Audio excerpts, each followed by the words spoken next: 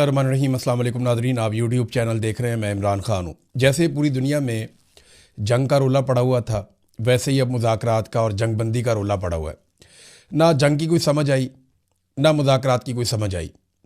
कुछ पता ही नहीं चला ये जंग किस मकसद के लिए थी और इसमें क्या हासिल किया गया। अमेरिका को या इसराइल को इस जंग में क्या मिला, सवाए शर्मिंदगी की और तो कुछ दिखाई नहीं दे रहा। अब ये जंग किन बातों पर ख़त्म हो रही है, ये भी किसी को समझ नहीं आ रही। डोनाल्ड ट्रंप ने एक दावा किया। एक तो बताता हूँ पाकिस्तान का इसमें रोल क्या है और पाकिस्तान क्या कर सकता है, लेकिन पहले डोनाल्ड ट्रंप ने ओवल ऑफिस में गुफ्तगू की है। मीडिया वाले वहाँ पे बैठे हुए थे। डोनाल्ड ट्रंप के साथ वज़ीर दिफा भी था अमेरिका का, पीट हेगसेट। कहा जा रहा था कि इसके ऊपर मलबा गिरेगा, लेकिन वो डोनाल्ड ट्रंप के साथ ही था। तो डोनाल्ड ट्रंप ने वहाँ पे जो दावे किए वो मैं आपके सामने रख देता हूँ। एक तो उन्होंने कहा कि सारा कुछ ही ईरान में तबाह हो गया, हमने कामयाबी के साथ ईरान में रजीम तब्दील कर दिया है, वहाँ पे कुछ भी अब बाकी नहीं रहा, सारी क़यादत ख़त्म हो गई है, अब नए लोग आ गए हैं और ईरान कभी भी एटमी कुव्वत नहीं बन पाएगा। ईरान मुज़ाकरात के लिए भीख मांग रहा है, यानी वो बार बार मिन्नतें कर रहा है। वो मुज़ाकरात या मुआहदा इतनी जल्दी करना चाहते हैं कि आप सोच भी नहीं सकते, और अमेरिका को कोई जल्दी नहीं है। अमेरिका इसको सिर्फ एक ऑपरेशन समझता था, ईरान इसको एक जंग के तौर पे समझता था। हमने बड़ा कामयाब ऑपरेशन किया है और हमें बड़ी बड़ी कामयाबियां मिली हैं। ये डोनाल्ड ट्रंप के दावे थे।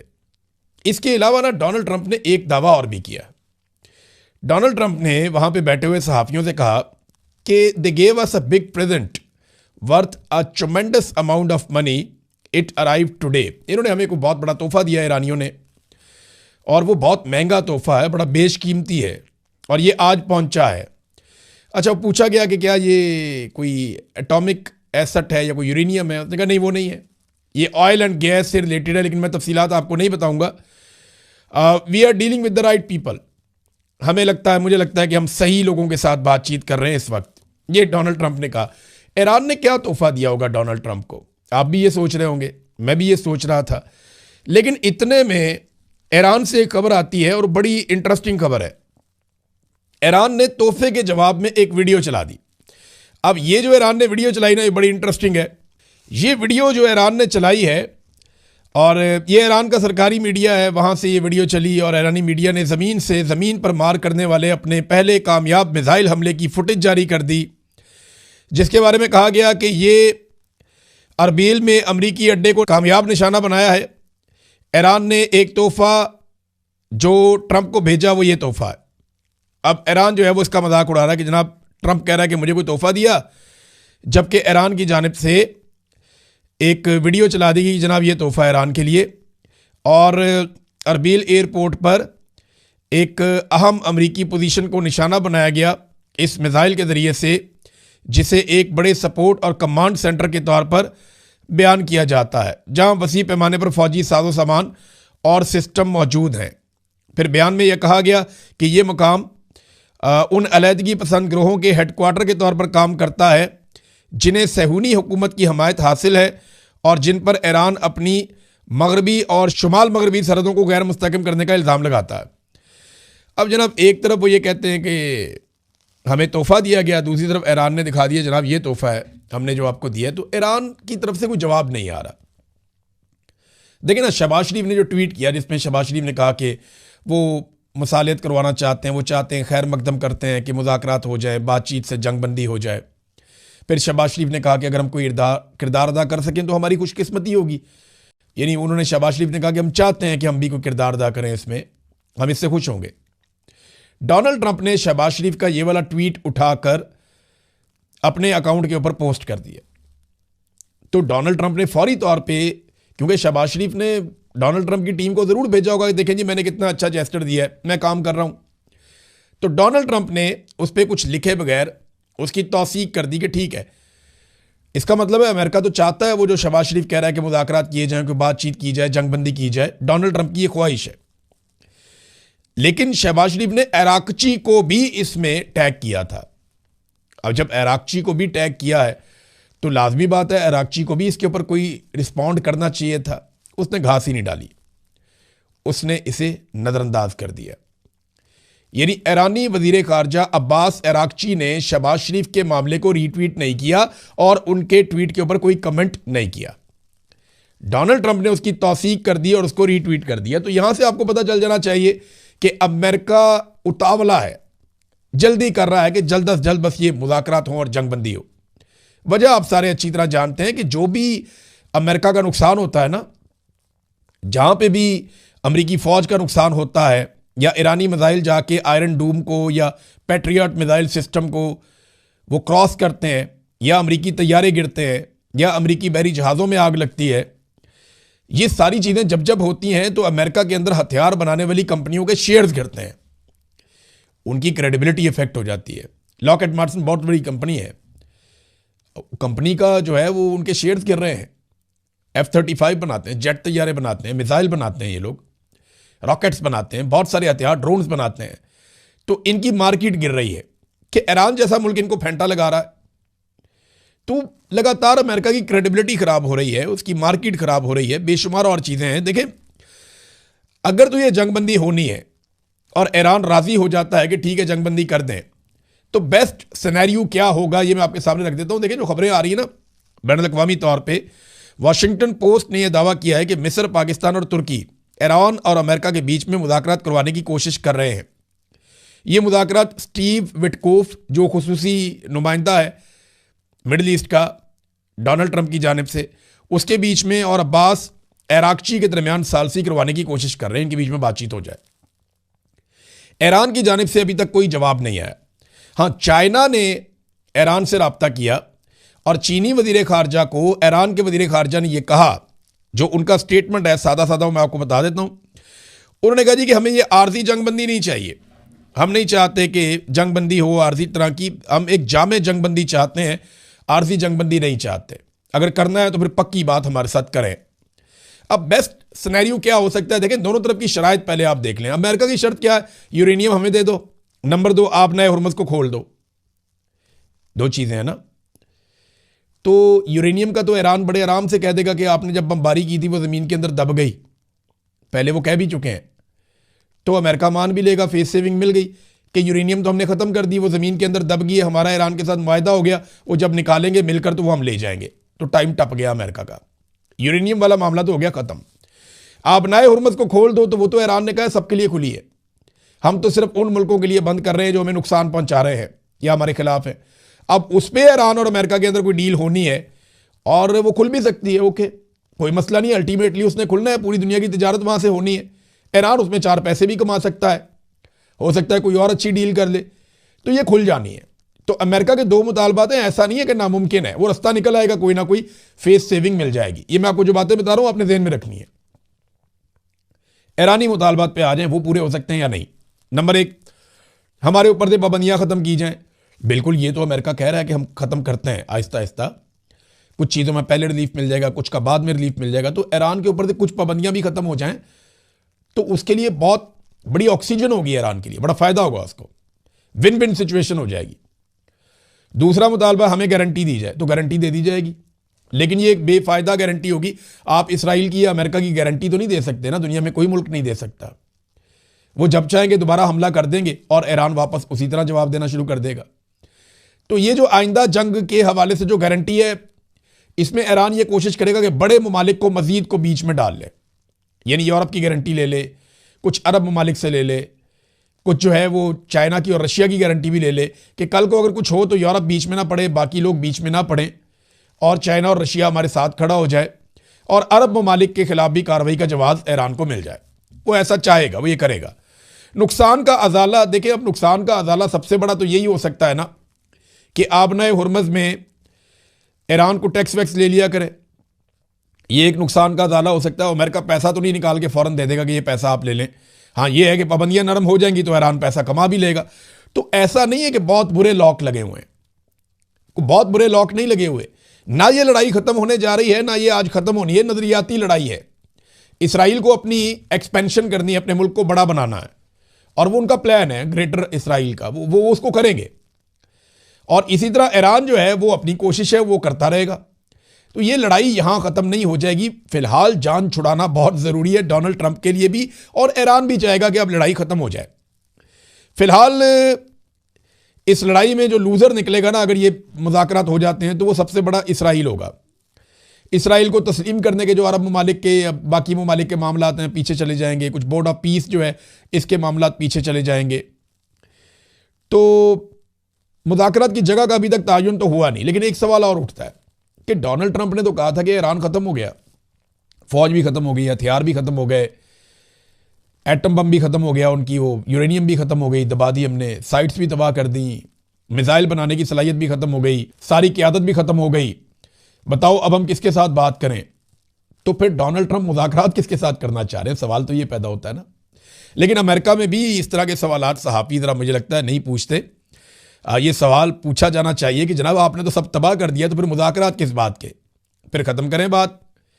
फिर आप मुज़ाकरात के लिए क्यों भागते फिर रहे हैं? उतावले तो आप लग रहे हैं, बार बार आप रीट्वीट करते हैं शहबाज शरीफ को भी, कभी इधर फ़ोन करते हैं, आसिम मुनीर को भी फ़ोन किया, बाकी लोगों से भी राब्ते करते हैं, यूरोप को कहते हैं, चाइना को कहते हैं आओ मदद करो, खोलो आबनाए हुर्मत को। जब पूरी दुनिया ने मदद नहीं की तो फिर मुज़ाकरात की तरफ आना पड़ गया। और अभी लड़ाई ख़त्म नहीं हुई, याद रखिएगा। इस बीच में जब ये सारी बातें चीतें हो रही हैं तो लड़ाई चल रही है, तेहरान में दबा के धमाके हो रहे हैं। और इसके अलावा मैं आपको यह भी बता देता हूं कि ईरान ने बाकायदा आगाह किया है IAEA को, ये एटॉमिक्स के हवाले से जो है वो आलमी इदारा है, उन्हें बताया है कि ईरान के बुशहर में एक मरतबा फिर एक बम मारा गया है और एक मरतबा फिर हमला किया गया है, और ये इंतहाई ख़तरनाक है, बहुत खौफनाक है। ये बाकायदा ईरान ने फिर रिपोर्ट किया है और इस पर तशवीश का इजहार किया जा रहा है आलमी इदारों की जानिब से कि अगर ताबकारी हो गई तो बड़ा लंबा मसला पड़ जाएगा, फिर ये जंग भी ख़त्म नहीं होगी। तो इसराइल ये नहीं चाहेगा कि जंग खत्म हो, अभी बड़ा मामला पड़ा हुआ है। देखें ना, अमेरिकन फौजी अभी आ रहे हैं। यहां मेरे पास एक रिपोर्ट है, वॉल स्ट्रीट जर्नल की रिपोर्ट के मुताबिक 82nd एयरबोर्न डिवीजन के 3000 से ज़ायद फौजियों को मशरक़ वस्ता में तैनात किया जा रहा है। इनके साथ कुछ जर्नैल भी आ रहे हैं जो एक्सपर्ट हैं लड़ाई में। तो ऐसा नहीं है कि जंग खत्म होने जा रही है।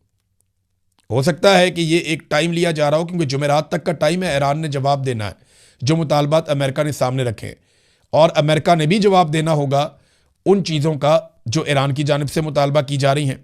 तो क्या पाकिस्तान, तुर्की, मिस्र और ओमान ये ममालिक मिलकर कोई फेस सेविंग दिलवा सकते हैं? जब पाकिस्तान का इंतखाब क्यों किया जा रहा है, ये बड़ा इंपॉर्टेंट है। देखिए, ईरानी मिसाइल हर तरफ गए हैं, अरब के तकरीबन तमाम ममालिक में जाकर लगे हैं। पाकिस्तान एक ऐसी जगह है जहां पे बिल्कुल किसी किस्म का खतरा नहीं हो सकता अमेरिकन को, अगर वो आए तो अमेरिकन अगर पाकिस्तान में आते हैं और यहाँ पे मुज़ाकरात होते हैं तो यहाँ अमेरिकन को कोई जान का ख़तरा नहीं है।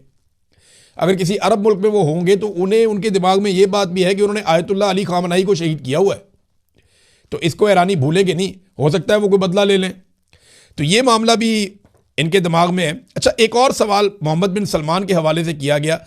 डोनाल्ड ट्रंप से पूछा गया कि क्या मोहम्मद बिन सलमान आपको ईरान में कुछ चीज़ें करने के लिए ज़ोर दे रहा है? क्योंकि अमरीकी अखबारात में ये लगातार चलाया जा रहा है कि मोहम्मद बिन सलमान बार बार ये कहते हैं अमेरिका को कि अटैक जारी रखें और दबाव डालें, और ये खबरें भी दी जा रही हैं कि CNN के मुताबिक सऊदी अरब ये चाहता है कि इस जंग का इस तरह का खात्मा हो जिसमें ईरान की जो क्रूज़ मिसाइल और बैलिस्टिक मिसाइलों की सलाहियत है वो नुमायां तौर पर ख़त्म हो जाए। ये CNN ने रिपोर्ट किया है। अमरीकी मीडिया बार बार मोहम्मद बिन सलमान को लेकर दावे करता है, जबकि जो ज़राए सऊदी अरब के हैं वो इनकी तरदीद करते हैं। वो कहते हैं नहीं, हम जंगबंदी चाहते हैं, हमने कभी नहीं कहा कि अटैक किया जाए ईरान के ऊपर, हमने कभी नहीं कहा कि ईरान के ऊपर एक बड़ी जंग मुसल्लत की जाए या उनको तबाह बर्बाद किया जाए, ये हमसे मनसूब किया जाता है गलत स्टेटमेंट, ये सऊदी अरब कहता है। जवाब सऊदी अरब का ये आता है। लेकिन इस पर डोनाल्ड ट्रंप ने क्या जवाब दिया कि मोहम्मद बिन सलमान के राब्ते, ट्रंप ने कहा हाँ वो ऐसा कर रहा है, मेरे से राब्ते में लगातार, वो एक जंगजू है, वो हमारे साथ मिलकर लड़ रहा है, सऊदी अरब और अरब अमारात हमारे साथ है। ये दावा डोनाल्ड ट्रंप ने किया मोहम्मद बिन सलमान को लेकर। अब इस पे मोहम्मद बिन सलमान क्या रिस्पॉन्ड करते हैं, क्योंकि देखें अमरीकी मीडिया को तो जवाब दे देता है सऊदी अरब भी, पाकिस्तान भी, लेकिन अमरीकी सदर को या अमरीकी किसी वजीर को जवाब देना इनके बस में नहीं होता। आपको याद होगा कि पाकिस्तान के बारे में मार्को रूबियो ने कहा था कि पाकिस्तान ने हमें अर्जी दी है कि हम गजा में अपनी फ़ौज भेजना चाहते हैं, तो पाकिस्तान ने आज तक उसकी तरदीद नहीं की, इनकी हिम्मत नहीं हुई तरदीद करने की, तो इन्होंने तरदीद की नहीं। अच्छा नादरीन, एक और इम्पॉर्टेंट चीज़ है, वो ये है कि अगर जंगबंदी हो जाती है, फ़र्ज़ करें जुमे वाले दिन जंगबंदी हो जाती है, तो दोनों मुल्कों को मिलेगा क्या? मैंने आपको पहले तो ये बता दिया कि जंगबंदी के लिए दोनों की शरायतें ऐसी नहीं है कि जो उनके अंदर रास्ता नहीं निकल सकता, रास्ता निकल ही आएगा थोड़ा बहुत करके। तो कोई ना कोई ऐसी जगह होगी, फ्लेक्सिबिलिटी दिखाएंगे तो दोनों किसी नतीजे पे पहुंच भी सकते हैं। पाकिस्तान का बड़ा फ़ायदा हो जाएगा कि पाकिस्तान सऊदी दबाव के बावजूद, अमरीकी दबाव के बावजूद इस लड़ाई में शामिल पाकिस्तान को नहीं होना पड़ेगा। दूसरा, पाकिस्तान की आवाम की तरफ से बड़ा शदीद दबाव था कि इस लड़ाई में बिल्कुल शामिल नहीं होना। तो पाकिस्तान के लिए बेहतर यही है कि लड़ाई ख़त्म हो जाए, ताकि आवाम से भी जान छूट जाए और सऊदी अरब और अमेरिका के मुतालबे से भी जान छूट जाए, इसराइल के साथ मिलकर एक लड़ाई लड़नी भी ना पड़े। तो पाकिस्तान तो ये चाहेगा। अब आ जाए कि अमेरिका को इसमें क्या मिलेगा अगर जंगबंदी होती है, और ईरान में किसी को क्या मिलेगा, और ये जंग जीता कौन? अमली तौर पे इसका फैसला कैसे होगा कि जंग कौन जीता? देखिए, ताकत का तवाज़ुन था ही नहीं। ईरान कितने सालों से, दहाइयों से पाबंदियों का सामना कर रहा है, माशी तौर पे तबाह हो चुका है, अकेला मुल्क है, कोई उसके साथ खड़ा होने के लिए तैयार नहीं है, उसके पास एयरफोर्स भी नहीं है, बहुत बड़े बजट भी नहीं है। दूसरी तरफ दुनिया की दो बहुत ताकतवर ममालिक, बहुत बाअसर ममालिक, और उनकी फ़ौजें, उनके हथियार, तो ये कोई मुकाबला टक्कर का नहीं था। लेकिन ईरान ने ऐसी टक्कर दी है कि कमाल कर दिया है। अब होगा क्या कि डोनाल्ड ट्रंप के बारे में जो नया सर्वे अमेरिका में आया वो ये बताता है कि ट्रंप की मकबूलियत मजीद गिरकर 36% पे आ गई है। यानी अगर जुमे वाले दिन ये जंग खत्म हो जाती है और ये किसी मुआहदे पे पहुंच जाते हैं, कोई मुज़ाकरात हो जाते हैं इन दोनों अफ्रीकैन के बीच में, तो जंग का इख्तिताम कैसे होगा? हफ्ते वाले दिन अमेरिका में नो किंग्स मूवमेंट चलेगी, 9 मिलियन लोग बाहर आ रहे हैं। अब बताएं ना, ये डोनाल्ड ट्रंप के लिए जंग का कितना भयानक इख्तिताम है कि एक तरफ अमेरिकन कभी नहीं मानेंगे जो डोनाल्ड ट्रंप कह रहा है। अमेरिकन अभी से ये कह रहे हैं कि इस जंग को हमने जीता नहीं है, बल्कि ये इसराइल ने हमें अपनी जंग में उतारा और अमेरिका एक्सपोज हो गया इस जंग के अंदर, हमें बहुत नुकसान हुआ, सारे ये कह रहे हैं। और साथ ही डोनाल्ड ट्रंप के खिलाफ हफ्ते वाले दिन एक बहुत बड़े पैमाने पे अमेरिका में 9 मिलियन लोग निकलकर एहतजाज करने का इरादा रखते हैं। नो किंग्स मूवमेंट, ये है खौफनाक इख्तिताम इस जंग का डोनाल्ड ट्रंप के लिए। ईरान के लिए क्या है? अभी तक मेरी इत्तला के मुताबिक खामनई का नमाज जनाजा पेंडिंग है, आयतुल्लाह अली खामनई। यानी एक तरफ एक शख्स की सियासत का जनाजा निकल सकता है इस जंग के खात्मे पे, और दूसरी तरफ एक लीडर की शहादत का जनाजा निकलेगा जिसने बहादुरी के साथ मौत को गले लगाया और पीछे हटने से इनकार किया। तो ये बड़ा फर्क है। यहां से एक हुकूमत अवाम के अंदर कहां जाएगी और दूसरी हुकूमत अवाम के अंदर कहां जाएगी, यह है इस जंग का इख्तिताम। एक चीज मैं आपको और बताता हूं, डोनाल्ड ट्रंप ने कहा कि हमने ईरान की क़यादत ही खत्म कर दी है, ये नए लोग आ गए हैं, हमने रजीम तब्दील कर दिया, अब नया रजीम आ गया। भाई ये वही तो लोग हैं जो पुराना रजीम है, उन्होंने तो आप पे एक भी बम नहीं मारा। जो पुराने लोग थे, आयतुल्लाह अली खामनई, उनकी शहादत से पहले तो ईरान ने आपको मारा ही नहीं। आपको तो जितना मारा है या जितना अटैक किया है अमेरिका के ऊपर, इसराइल के ऊपर, वो ये मौजूदा रजीम ने किया है, और उसी रजीम को डोनाल्ड ट्रंप कह रहा है कि हम इसको तब्दील करके लेके आए। यानी आप जिस रजीम को तब्दील करके लेकर आए उसी ने तबाही फेर दी। ये एक अलग एंगल है ना इस सारी चीज को सोचने का। अब इमरान खान के बारे में दो खबरें मैं आपके सामने रखता हूं, ये जरूरी है क्योंकि इसमें एक तो इमरान खान साहब के बेटों ने बात की है अपने वालिद के बारे में, और उन्होंने कहा जी हमारे अब्बू कभी भी पीछे नहीं हटेंगे, वो जेल में मरने को तरजीह देंगे। कासिम खान और सलमान खान की साबिक क्रिकेटर और सहाफ़ी माइक अथर्टन से गुफ्तगू, और उन्होंने अपने वालिद के लिए जो मुनासिब सलूक नहीं हो रहा, उन्होंने कहा जी हम चाहते हैं हमारे वालिद साहब के साथ मुनासिब सलूक किया जाए। उन्हें तकरीबन 1000 दिनों तक कैद में पुरतशद्दुद तरीके से और गैर इंसानी हालत में रखा गया है और बुरे हालात का उन्हें सामना करना पड़ रहा है। और द टाइम्स के चीफ क्रिकेटर नुमाइंदे हैं माइक अथर्टन, उनका एक आर्टिकल आया, उसमें इमरान खान के बेटों ने उनको ये बताया कि हमारे बाप का मसला ये है कि वो हार नहीं मानेगा, वो पीछे नहीं हटेगा, घुटने नहीं टेकेगा, वो जेल में मरने को तरजीह देगा। और ये बात हम सारे जानते हैं। पाकिस्तानी ना किसी को भी इतना अच्छा नहीं जानते जितना इमरान खान को जानते हैं।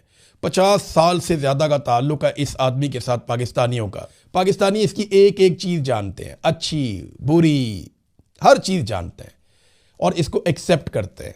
हर आदमी में कमियां कोताहियां होती हैं, लेकिन इमरान खान को बतौर लीडर पाकिस्तानी एक्सेप्ट करते हैं। और उसकी सबसे बड़ी वजह यह है कि वो हार नहीं मान रहा, उसने कौम से जो वादा किया वो पूरा कर रहा है।